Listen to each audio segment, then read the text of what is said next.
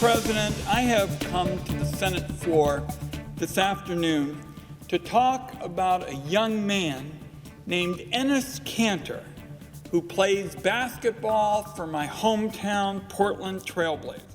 Amerikan Senatosu'nda konuşan Oregon Eyaleti Federal Senatörü Ron Wyden, Amerikan Basketbol Ligi NBA takımlarından Portland Trail Blazers'da oynayan Enes Kanter'in hikayesini ve AKP iktidarının Türkiye'de yaşattığı zulmü anlattı. Enes is a young man who has already sacrificed so much. He moved thousands of miles away from home as a teenager to pursue his dream of playing in the NBA for the crime of just voicing his opinions on the future of Turkey, a nation that is supposedly an American ally. Enes was labeled a terrorist. He cut off contact years ago with his family because he believed that Erdoğan would punish them for speaking with someone who was critical of Erdoğan's government. Now, without being able to contact them, Enes has to live in constant fear of what is going to happen to his loved ones back home. So as I stand here on the floor of the United States Senate, I wanted to make sure that there wasn't any confusion on two important topics. First, Mr. Erdoğan, the world is watching. The world is watching how you treat Enes Kanter's father this week and in the weeks ahead. And Mr. Erdoğan, the world is watching how you treat Mr. Kanter, both when he is on American soil and when Enes travels abroad.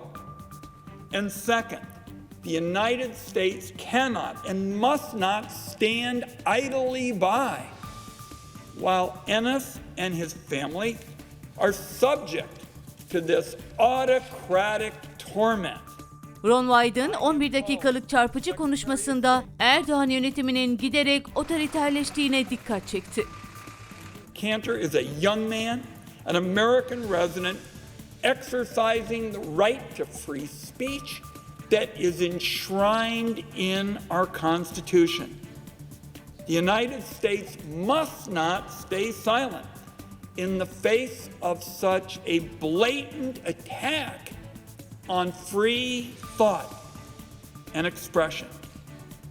In my view, this is not exactly an isolated issue. It's certainly not just a sports story. The situation ought to be examined in a broader context.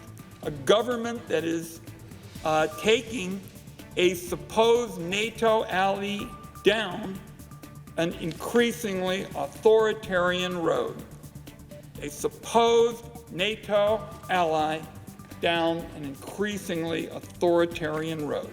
When the Saudis brazenly killed Washington Post columnist Cemal Kaşıkçı'yı in a consulate in Turkey, Erdoğan styled himself as a fierce defender of journalists.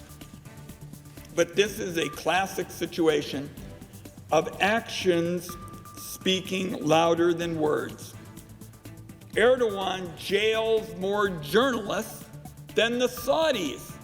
In fact, Erdoğan jails more journalists than the Russians, the Chinese, and more than any other authoritarian regime that's out there.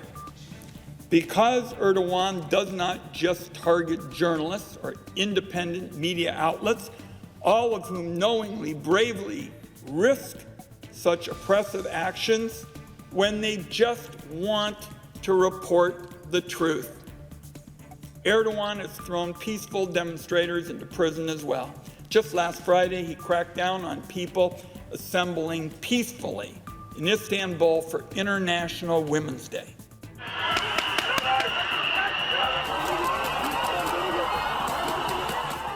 Erdoğan rejiminin muhaliflerini hedef alma konusunda Interpol'ü istismar ettiğini vurgulayan ve kısa süre önce Amerikan Dışişleri Bakanı Mike Pompeo'ya Enes Kanter'e destek çağrısı içeren bir mektup da yazan Oregon Eyaleti Federal Senatörü Wyden, Ankara'nın düşünce ve ifade özgürlüğü ihlallerine karşı Washington yönetiminin sessiz kalmaması gerektiğini yineledi. That our State Department must put a full court press on Turkey to treat Mr. Kanter and all those who speak out against Erdogan's totalitarian regime with respect for their human rights and freedom of expression.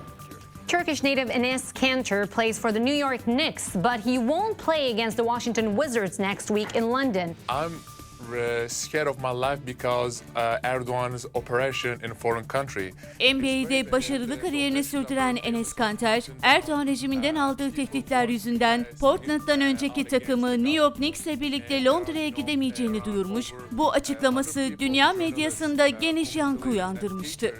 That just speak out against the government and they've been getting kidnapped and sent them back to Turkey. Enes Kanter is staying in the U.S. Why? Because he says he fears for his life.